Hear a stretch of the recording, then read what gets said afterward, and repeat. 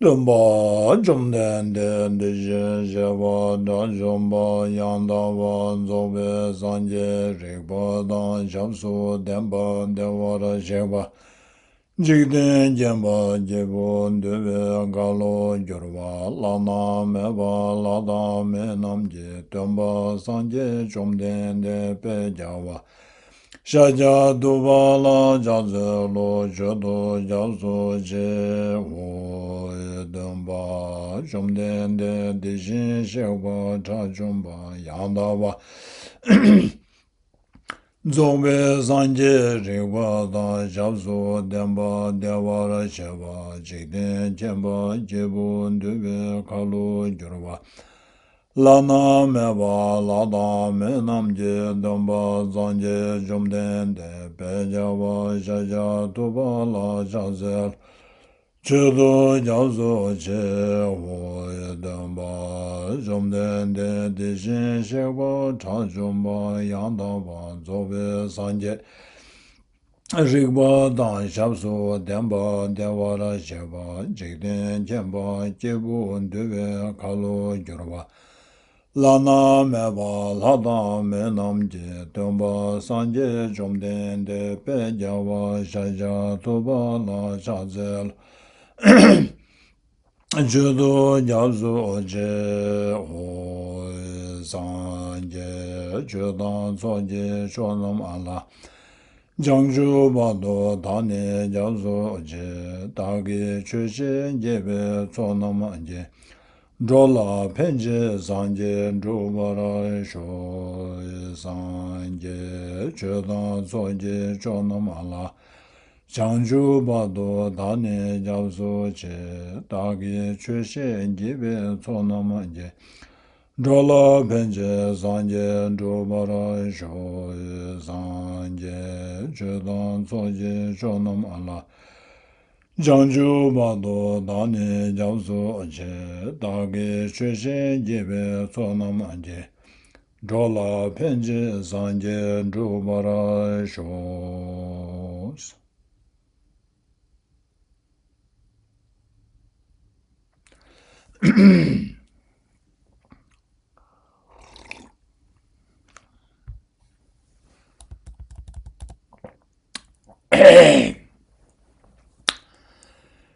Good morning and welcome back to our second session since the long break. So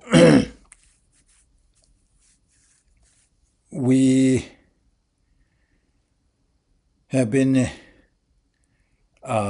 going through this chapter 8, Bodhicaryavatara chapter 8, which is about meditative developing. Title says meditative developing meditative concentration, but it boils down to developing bodhicitta. So in the last session, I spent some time just having a general talk, and then I was trying to recap. We have covered so much. We are already towards the end. So there's lots to recap. So I am doing this for the benefit of newcomers. If there are any late participants or joiners. So I'm trying to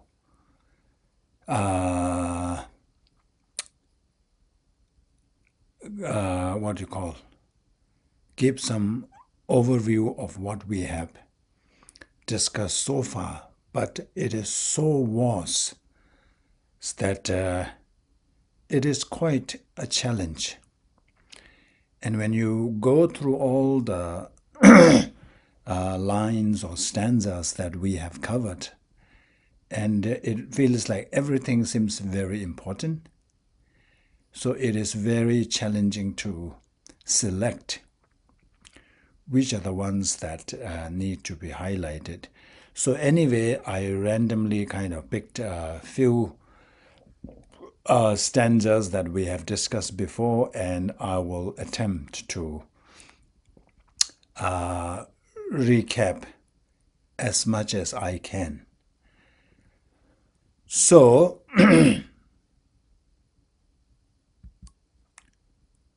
this is where we stopped. We stopped at this quotation from Lamrim Chemo, highlighting or emphasizing the importance of ourselves needing to be a Mahayana practitioner. So we also talked a little bit. So today I wanted to talk about, so how? So in order for one to become a Mahayana practitioner, one needs to develop this mindset called bodhicitta, which we defined in our last class. So the question now is, how can we develop that? How can we cultivate this mindset? So as many of you have been studying this for many years, so you are already aware, you already know that there are two means or two methods. So the one is the lineage that came from Maitreya and Asanga. So this method is kind of sevenfold. So we have 6 causes and then we have one result. So it's more like a cause and effect, chain of cause and effect. So you have these 6 that we develop, and then eventually we will get the result. We will be able to actualize bodhicitta. So the training based on the sevenfold cause and effect, personal instructions, the lineage descended from, it says Atisha, from Maitreya and Asanga. And then we have the training based on equalizing and exchanging self and others, in the lineage descended from Shantideva. So I will give an overview of these 2 methods, but mostly we are talking about the second method, because that is the subject matter of these sessions. So, as you see here,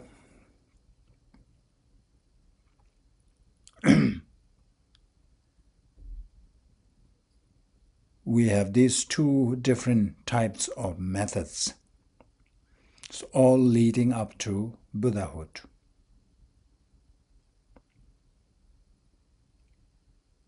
So in order to arrive at the destination, the enlightened state, so we need to develop bodhicitta. So that's one of the 2 wings. So we have the method aspect of the path, and then we have the wisdom aspect of the path. So here we are just talking about the method aspects. So that is mainly the bodhicitta. So in order to cultivate bodhicitta, so we have 2 different means, 2 methods. So we have this sevenfold cause and effect, and both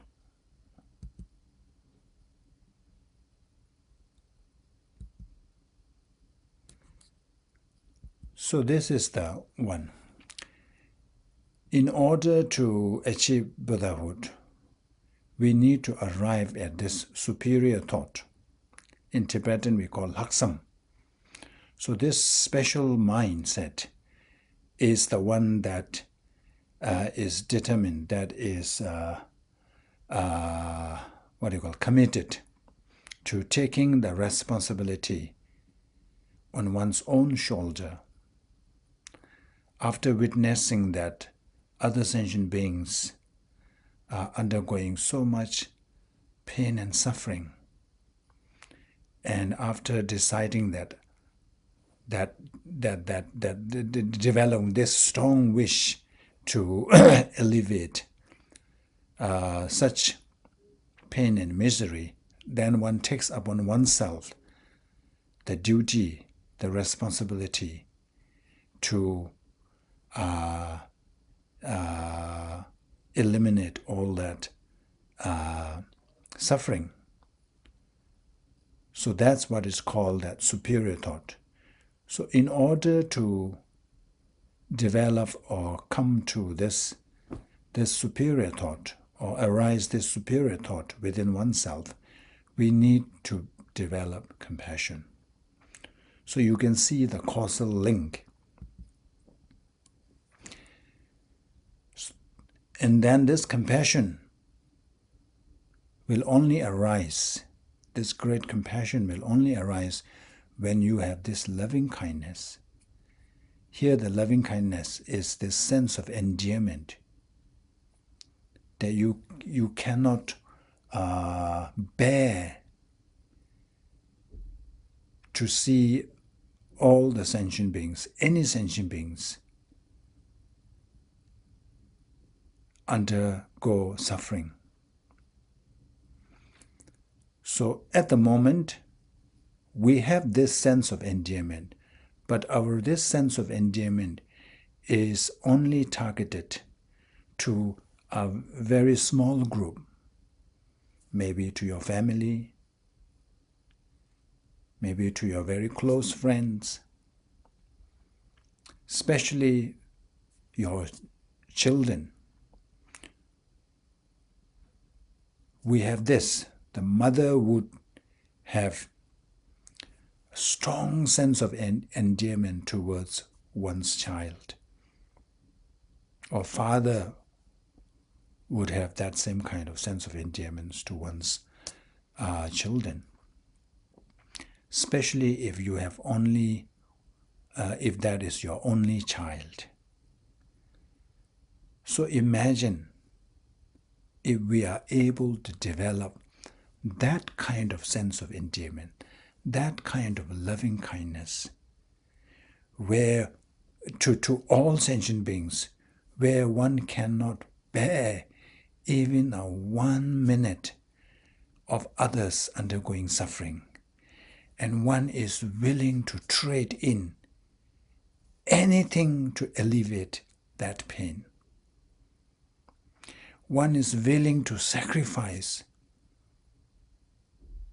If there is a way to part one's own happiness and joy and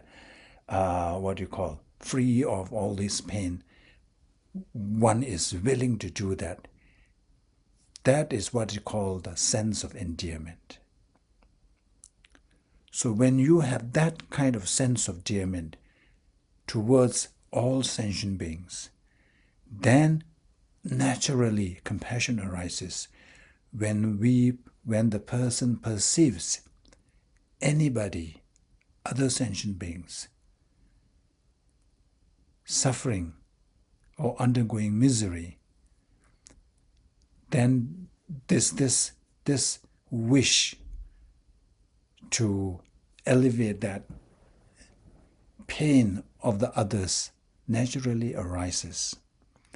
And with that, one will be determined to take upon the responsibility. And that will push oneself to aspire or to wish to become Buddha, and one would do everything that can help to bring the person to Buddhahood. So we can see that the main catalyst or the igniter is this developing loving kindness, this sense of endearments. Once we have that one, the rest will follow. So these two methods are targeted at developing this sense of endearments. So Asanga's way is a different way, that through recognizing that all sentient beings had been our loved ones before, had been our mothers, our fathers, people whom in this life we credited our positive growth, whom has played a key role in our happiness and joy. So likewise, like this, so I don't know, some people have a very different experience with their parents. So I cannot blanketly say that, oh, mother. But that has never been a case in Asian culture. You can blanketly say that, oh, your mother has been very kind. And one should feel so grateful to one's mother. But I realize that in the West, it is not so simple. So anyway, whoever you feel grateful, you may have at least somebody whom you really attribute your happiness to. So from the Asian perspective, so from my own perspective, is like mothers have been very kind.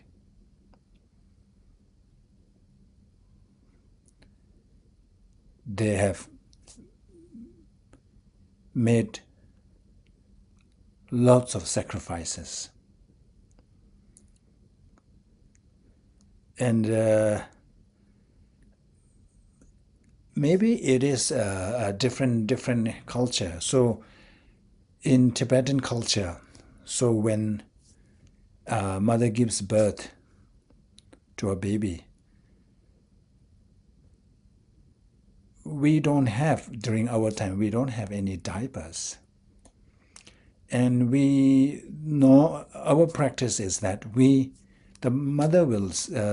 baby will sleep with the mother all the time. We don't have separate room called baby room or something. So it's always with the mother. So because of that, mother doesn't get to sleep during the night that well. Every time concerned, every time remaining alert to baby's cry, or even not to crush the baby. And then what happens is when baby pees, like our parents, they would sleep on the wet side and put the baby on the dry side. Then during cold months, especially cold months, you have to wash the change, since we don't use diaper. While in the womb, mother avoid certain diets because of the fear of somehow hurting the baby inside. So there's so much sacrifices involved.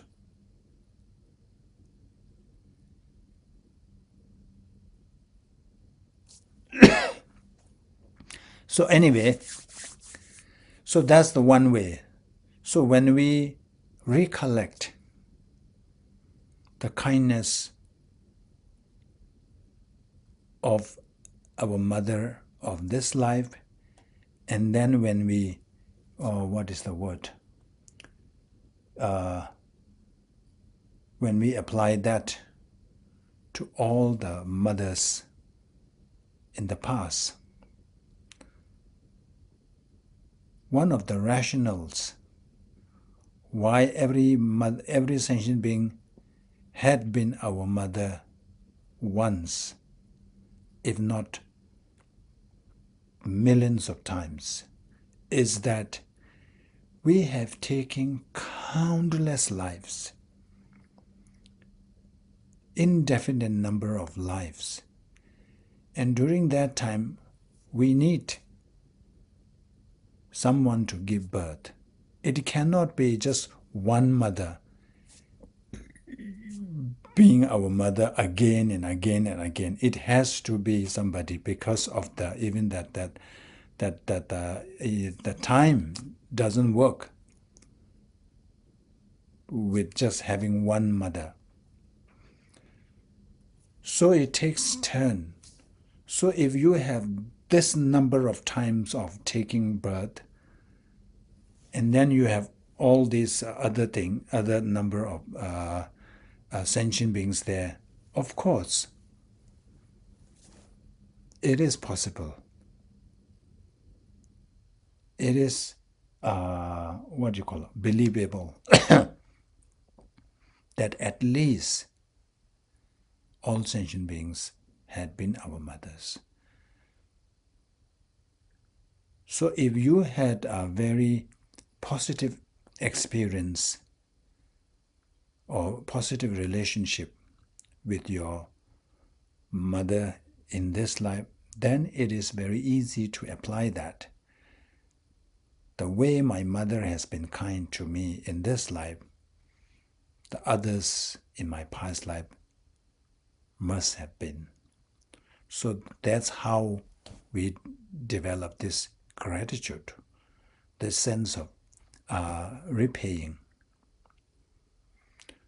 So the best way to repay is to bring them to permanent or lasting happiness, to eliminate or alleviate them of their pain and suffering. So that is through achieving or becoming Buddhahood by developing bodhicitta mind. So that's the Asanga's method. And here the Shantideva's way is, in order to develop this loving kindness, we need to contemplate on this, the method of exchanging self and others. So there are two parts here. Normally we call it equalizing, and then exchanging self and others, self with others. So first we equalize that attitude.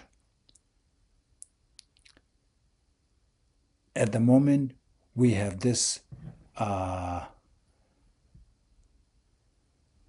this unequal attitude when it comes to ourselves. We strive to achieve happiness and to avoid suffering. We work so hard. But when it comes to others, we show indifference. So there is this inequality when it comes to self and others. So here Shantideva is saying that we cannot have that. We must level that attitude. We should develop this attitude of equality. The reason is that just like us, the others also aspire to be happy, wish to be happy. Nobody wants to experience suffering. So there's no difference. when it comes to seeking happiness and avoiding pain, there is no difference between self and others. And as we have the right to be happy and free from suffering, others too have the same right to be happy and free from suffering. So, using these reasons, we try to gain some fairness or some kind of equal attitude of equality. And once we have leveled this different attitude, then we can start exchanging oneself with others. So when we say exchanging oneself with others, we are not physically exchanging ourselves with others. So we are exchanging this attitude and this concern. At the moment, we have this self-cherishing attitude. When it comes to us, we want all the best things. Not only we want all the best things, we want to be the first. In today's terminology, me first attitude. Everything is about me. When it comes to others, we have no concern. No concern about others' welfare. I don't care what happens to others as long as I am happy and free from suffering. So that need to be changed. Instead of cherishing ourselves, instead of having this me first attitude, we should try to cherish others and prioritize others' concern over our own concern. It's not easy. If you are a first time listening to this or hearing this concept, you may think that that's not possible. That's impossible. And it is true. It is because we are so used to, especially in the West, the culture is that, survivor of the fittest. So everyone is for oneself. What is that word? The collectivism and what is that other term now? I cannot remember.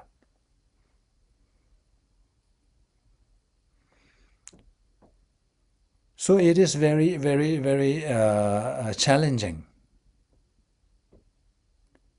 And someone told me that when he first heard about this, he felt that it is impossible, no way that I will be able to do that. But after many years later,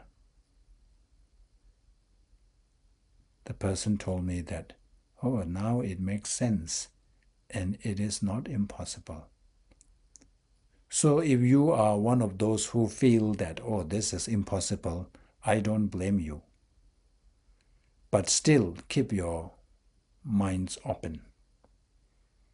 Have an open-minded, and then try to reflect on this, because there is a basis for that. Buddha has said that all our problems, all our pain and suffering, undesirable things happens because of this self-cherishing attitude. And when you really examine that, you will find it to be true. Even in your family, when you have a disagreement, when you have a quarrel, when you have argument, which may lead to physical violence and eventually ending up taking someone's life. And if we go back and really examine the root cause, we will come to the conclusion that it is all because of this I attitude, me first attitude. It is all about self-cherishing. It's all stemming from this, hurting this I. How dare you say this to me? How dare you do this to me? I am so important. I am immaculate. I'm faultless. How can you say this about me? How could you do that to me?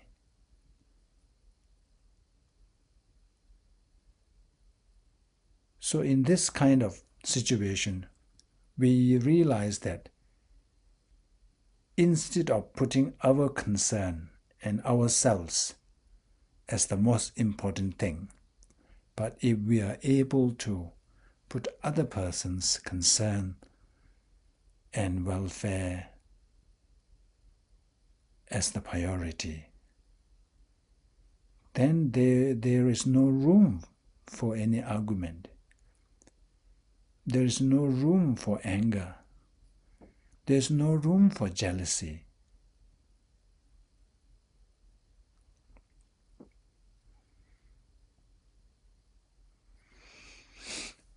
So, the more we contemplate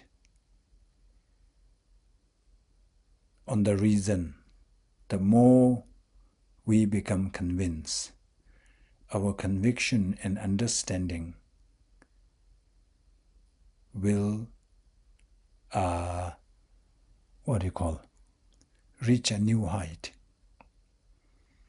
And then there will come a time where you think, oh, actually that makes sense. And that will inspire us to do more meditation. And then you will reach the conviction. And then, you will strive towards that. And then you will enjoy the result.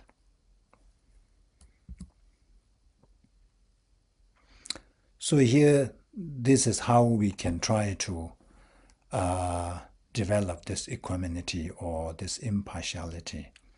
Sentient beings are equal from our sides. From our point of view, there is no reason to discriminate.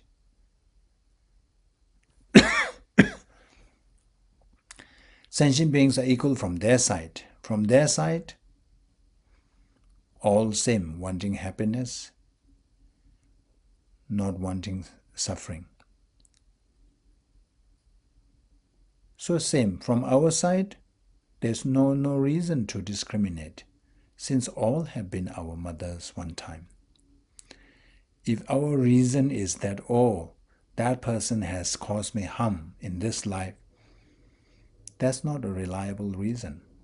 That's not a strong reason for that. Because there are times that that early part of one's life, somebody has been one's enemy, but then that changes. Towards the later part of one's life, that person become like such an important figure. Without that person, it's like one cannot even pass even 5 minutes.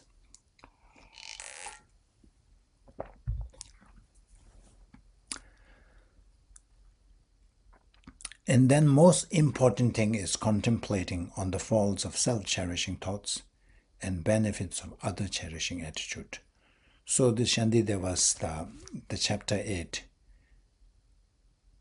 goes into so much detail, detailing all kinds of faults of self-cherishing and highlighting the benefits and benefits or advantages of other cherishing attitude. So we will try to recap some of those. So this is I like this movie. This shows how this is just a movie, but I think it captures the parents' attitude, how hard parents work for their children or child. Okay.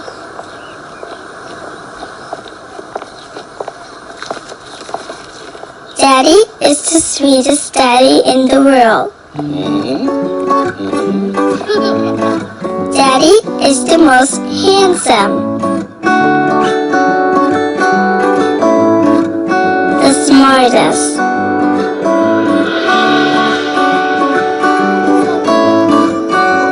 the most clever, the kindest.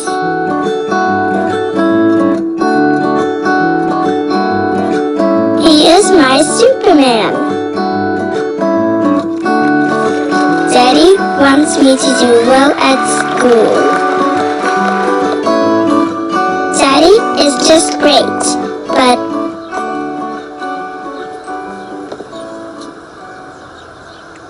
he lies.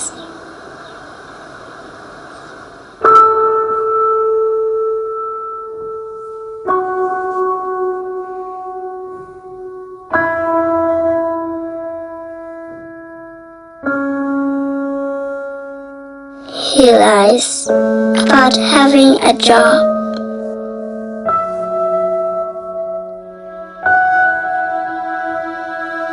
He lies about having money.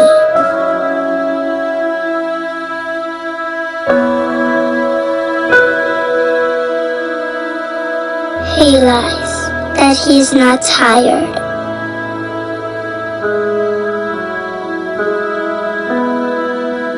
He lies that he's not hungry. He lies that we have everything.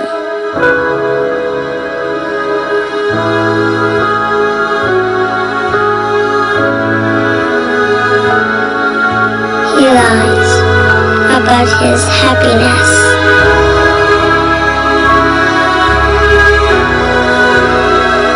He lies because of me.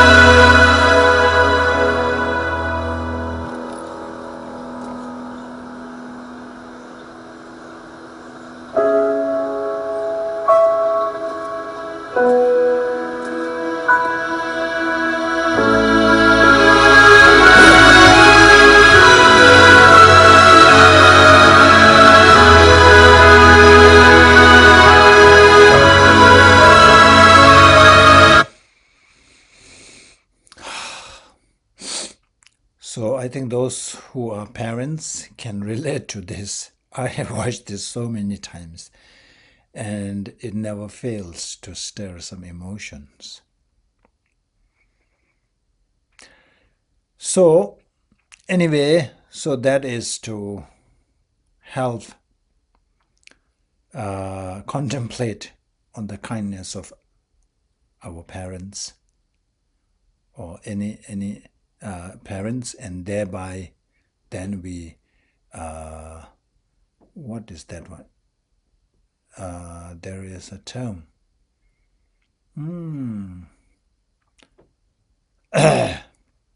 Expolate, what's that?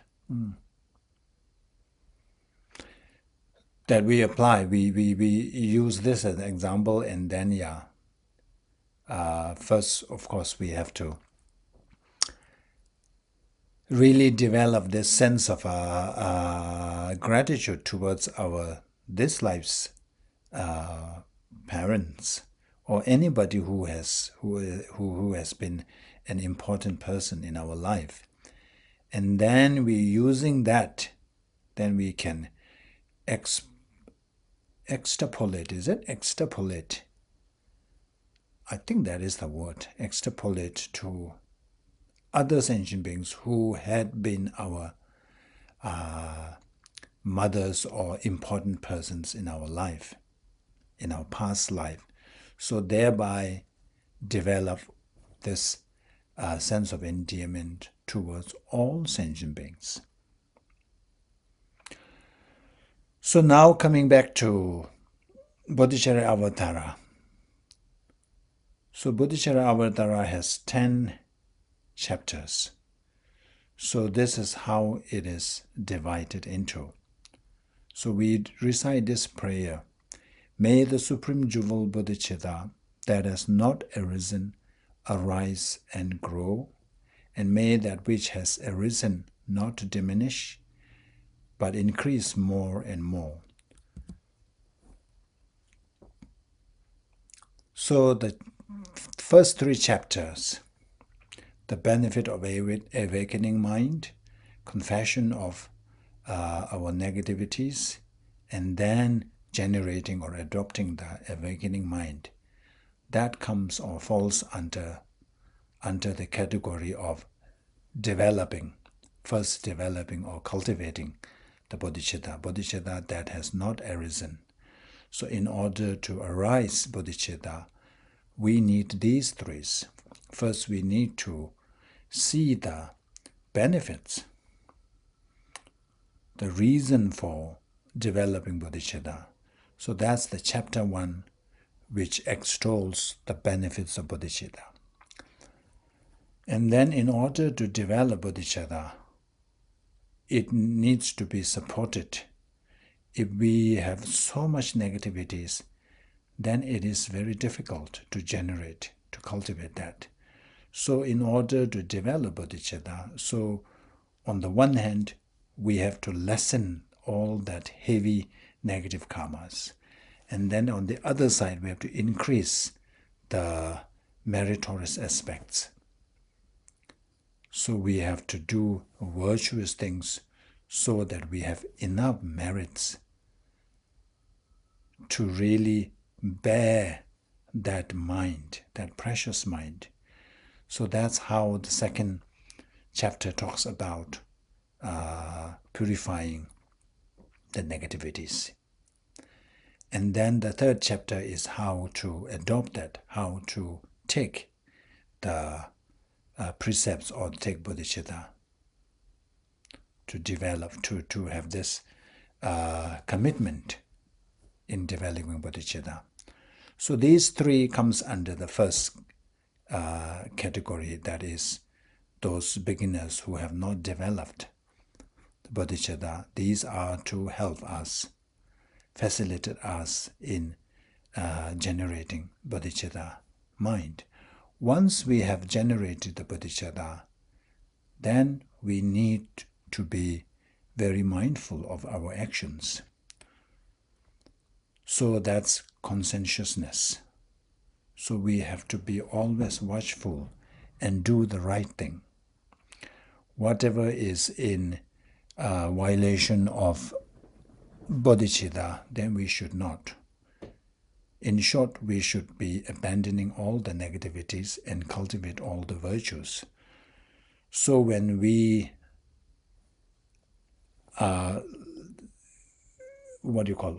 and when we are at the verge of committing, then we have to be able to refrain ourselves and then kind of stir away from all these negativities that can hinder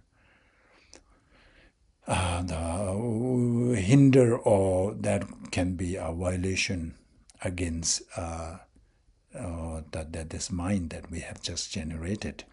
So in order to develop conscientiousness, we need to have this guarding alertness or vigilant.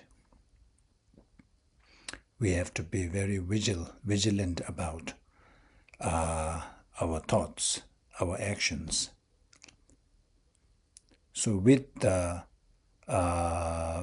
vigilant, or what is the other word now? introspection,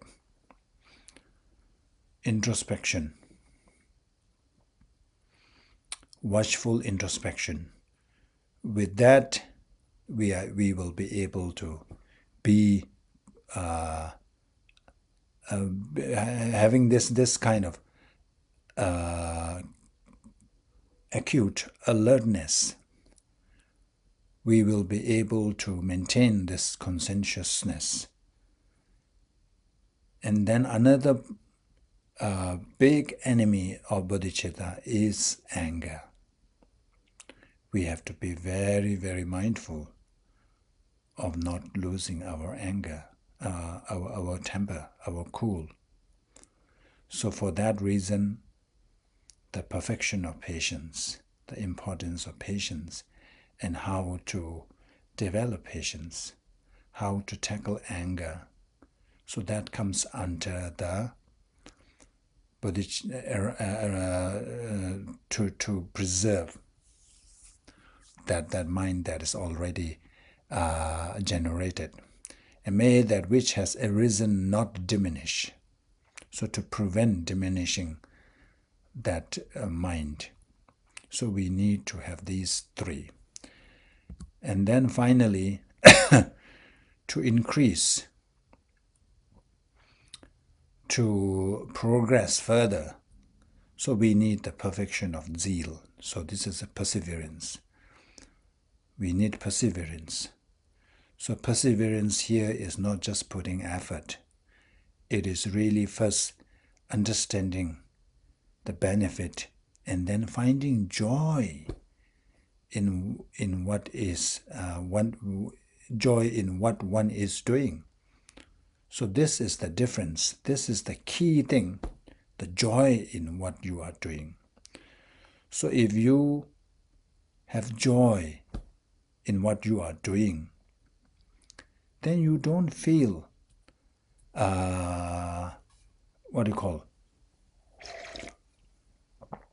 bored or even exhaustion. You will get in what is called in the flow. You will be very enthusiastic about it. So nothing can stop you from really doing what you are happy at. So that's perfection of zeal. And then the perfection of concentration. So we need to develop that single-pointed mindset. That is like the main tool. So in order to achieve Buddhahood, just developing bodhicitta is not adequate, it's not enough. The actual antidote or actual antidote of our being stuck in samsara is the perfection of wisdom. Only that wisdom realizing emptiness can sever our ties to samsara. So we need to really develop that wisdom. But in order to develop our powerful, effective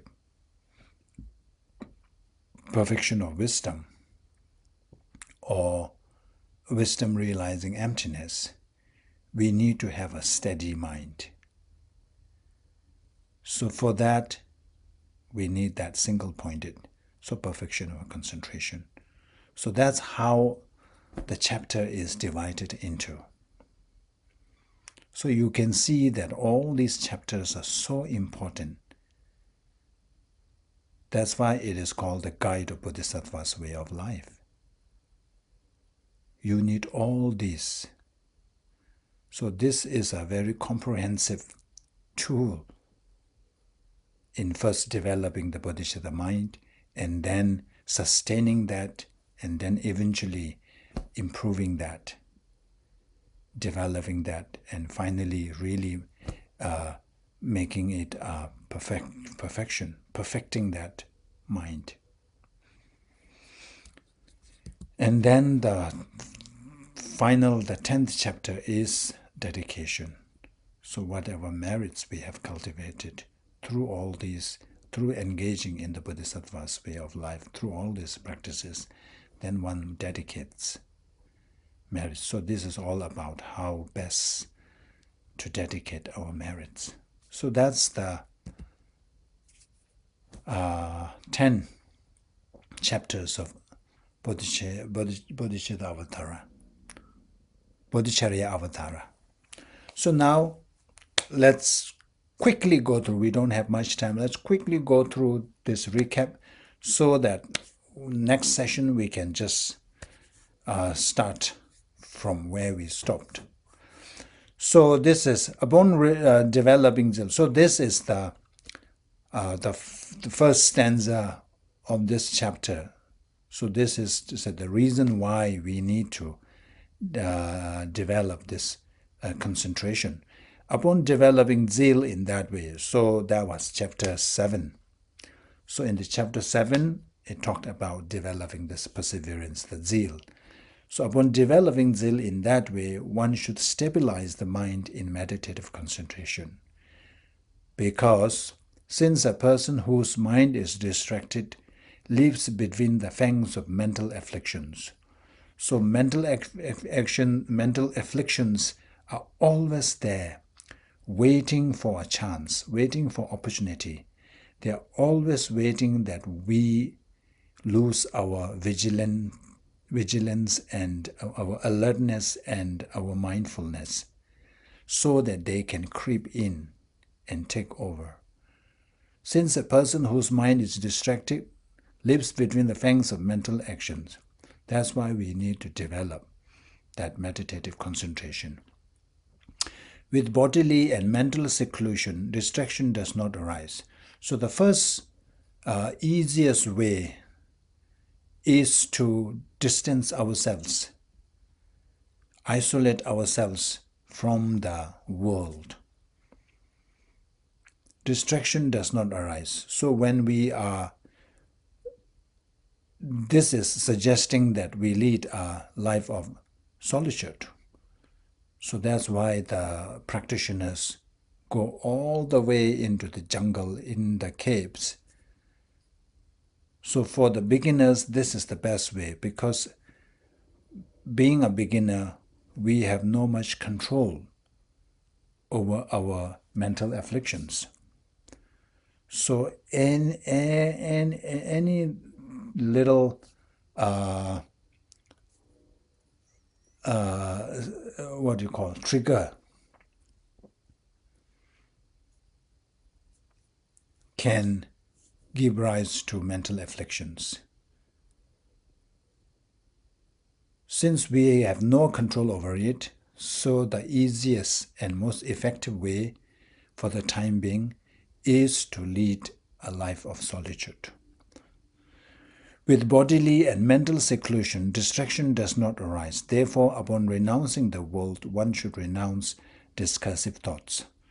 So not only we should physically distance ourselves from the world, but we also distance or renounce or distance our,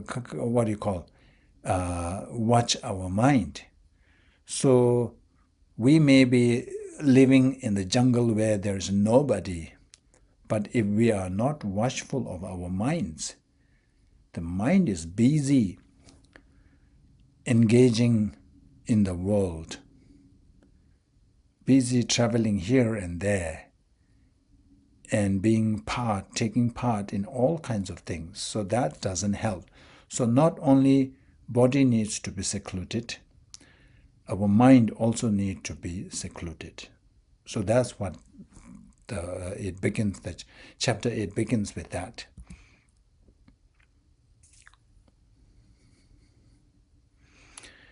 And then it goes into detail, and then it comes about we need to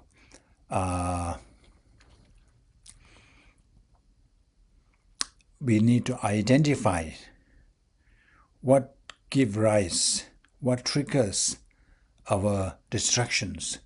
So then it talks about all these attachments. We have attachment to worldly gains. We have attachment to fame. We have attachment to power. We have attachment to our body. We have attachment to our friends. All this. So it goes, I think you remember that it goes through one by one and kind of refute every scenario. And I like this one. This is, I feel that this is very important. If there is someone, this is regarding praise and criticism. So by nature, we are very prone to fall for praise and also for criticism. We get so excited and so happy when we receive praise. Whereas when we receive negative feedback, when people criticize you, then we become so sad, feel so down, and some people become so depressed.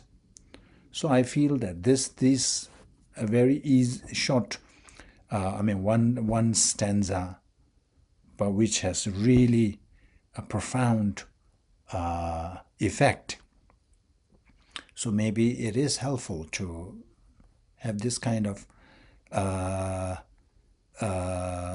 methods in our tool to counter when we encounter this kind of situations. So this is here is very beautiful. It says, if there is someone who despises me, what pleasure can I have in being praised? So you say you don't need to be so elated and excited that someone else is praising you, because you said there are other people who are criticizing you. Since there are other people criticizing you, there's no reason to feel so elated. Likewise, and if there is another who praises me, what displeasure can I have in being despised? So no matter how bad you are or how bad somebody is, there is always a group of people who sees that in a positive light.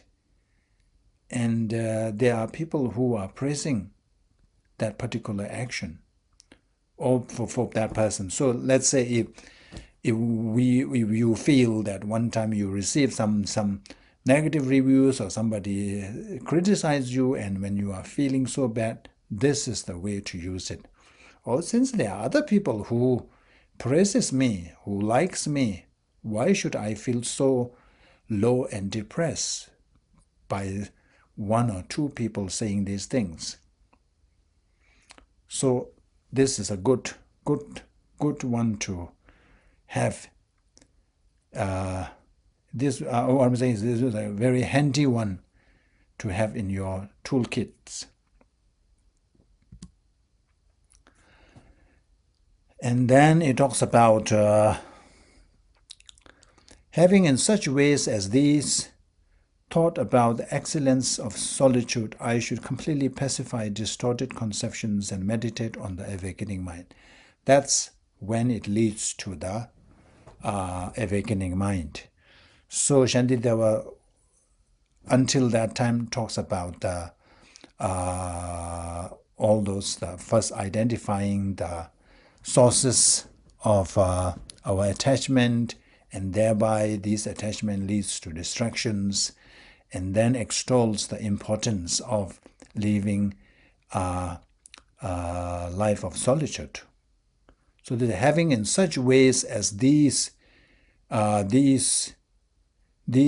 thought about the excellences of solitude, I should completely pacify distorted conceptions and meditate on the awakening mind. So that now transitions into developing the awakening mind, which is the bodhicitta. And it says, first I should make an effort to meditate upon the equality between self and others. So we have discussed that before. So highlighting or stressing the importance that first we need to develop this equality. At the moment, we are biased. When it comes to ourselves, we want everything best. We want all the good things. But when it comes to others, we don't care. We show indifference. So I should protect all beings as I do myself, because we are all. Once you have developed that equality, or in another term, let's put it this way. So how can we develop this equality is that I should protect all beings as I do to myself. So at the moment, and all in the past until now, I have been I should protect all beings as I do to myself. So I should concerned about others the way I do for myself. Because we are all equal in wanting happiness and not wanting pain. Having seen the mistakes, and then Shantideva goes into pointing out the flaws or the faults of self-cherishing attitude. And then he summarizes in the end that having seen the mistakes in cherishing myself and the ocean of good in cherishing others, I shall completely reject all selfishness and accustom myself to accepting others. So the mistakes and its consequences. Remember, we say that all the problems arise from self-cherishing attitude. All the good qualities, good things happens because of self-cherishing attitudes. So after seeing and the ocean of good, not just one, two, is a lot of good things happening from cherishing others, I shall completely reject all selfishness and accustom myself to accepting others. Instead of showing indifference or abandoning others, I should treat others as important as I treat myself. If all injury, fear, and pain in this world arise from grasping at a self, then what use is that great ghost of me? So, upon contemplation, we realize that the culprit is the self-cherishing. So where does self-cherishing come from? Self-cherishing stems from this grasping at a self, this solid, independent I which is not dependent on our forms and other things. So that mistaken or mistakenly construed notion of self is the main one. So that's one way. Another way, you just this grasping at self as self-cherishing attitude. So arising from self-cherishing attitude, then what use is that great ghost of me? If we know that that is the one that is causing all the problems, then why am I harboring? Why am I hosting that within me? If you know that there's something that is causing discomfort, we will remove that. So likewise, we have to work towards eliminating this self-cherishing attitude. If I do not completely forsake it, I shall be unable to put an end to suffering, just as I cannot avoid being burned if I do not cast aside the fire. So it's understandable. Okay, so I think that's where we stopped in last semester. So we will stop here, and then from the next class, we will go on to. So there will be no more recap. So I think you may be tired of listening to me repeating this again and again. Anyway, thank you very much. Let's say the dedication prayer. Taki jinyi zawe jawa de tendan dowa kunla kangben dan jebara chuzun lozan tabaye tembe nyingbo rindo seje sho jambe bawe jedara jamba dan kundo zambo deyan de jendo teda gunge jesu talobji Gyawan de da damje rabdo ngo duzun shebe gyawa damje je ngowa kanla chodo ngaba de dagi gewe zawan de gun zambo jeje rabdo ngo war ji. Thank you.